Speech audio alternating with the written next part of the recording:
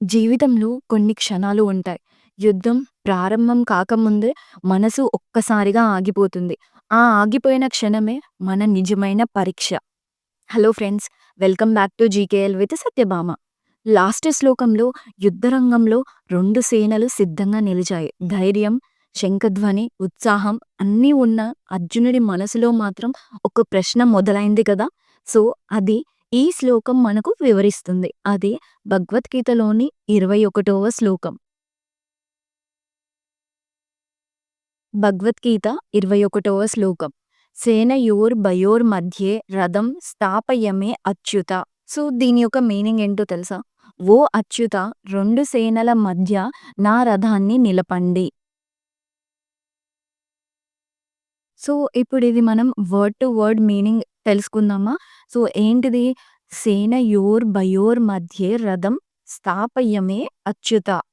సేనయోహో అంటే సేనల యొక్క, ఉభయోహో అంటే 2, మధ్య అంటే మధ్యలో, రథం అంటే రథాన్ని, స్థాపయ అంటే నిలపండి, మే అంటే నా కోసం, అచ్యుత అంటే ఓ తప్పిపోని వాడా అంటే ఓ శ్రీకృష్ణ అని దీని యొక్క మీనింగ్. సో, ఈ లైన్ యొక్క భావం ఏంటో తెలుసా? 2 సేనల మధ్య నిజం ఏది? కర్తవ్యం ఏది? అది తెలుసుకునే స్థితిలోకి అర్జునుడు వచ్చాడు. అందుకే ముందుగా యుద్ధం చెయ్యలేదు. ముందు చూడాలని కోరుకున్నాడు. సో, దీని యొక్క లోతైన భావం ఏంటో తెలుసా? ఇది కేవలం యుద్ధరంగం మాత్రమే కాదు. మన జీవిత నిర్ణయాల క్షణం.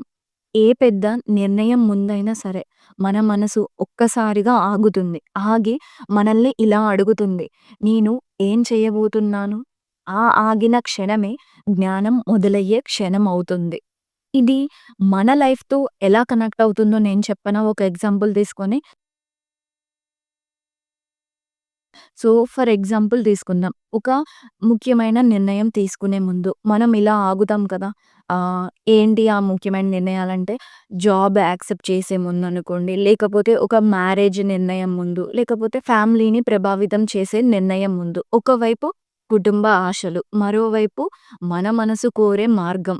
బయటకు మనం స్ట్రాంగ్‌గా కనిపిస్తాం. కానీ అప్పుడు వెంటనే నిర్ణయం తీసుకోలేం. కానీ లోపల అనేది ఒక ప్రశ్న మొదలవుతుంది.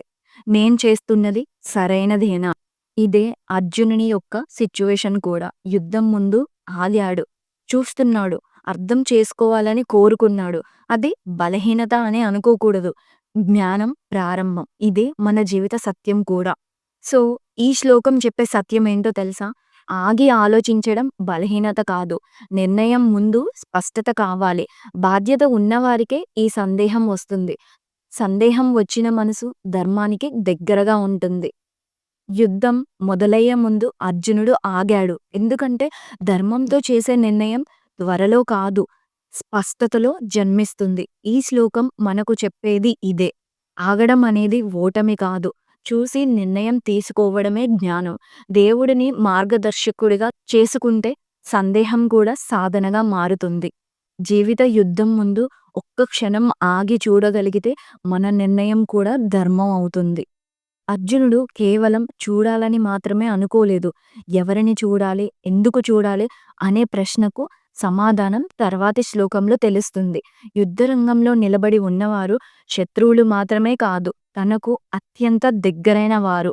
ఆ క్షణమే అర్జునుని మనసులో భారీ భావోద్వేగం తుఫాను అనేది స్టార్ట్ అవుతుంది. తర్వాతి శ్లోకంలో అర్జునుడు ఎవరి గురించి చూస్తాడో, ఎవరిని చూడాలని అతనికి ఉంది, ఎందుకు అతని హృదయం మారబోతుంది, ఆ దృశ్యం ఎందుకు అతన్ని కుదిపేస్తుంది, మనము కలిసి తెలుసుకుందాం. ఇలాంటి గీతా ప్రయాణంలో నాతో కలిసి మీరు ఉండాలి అంటే please subscribe to my channel. జై శ్రీకృష్ణ.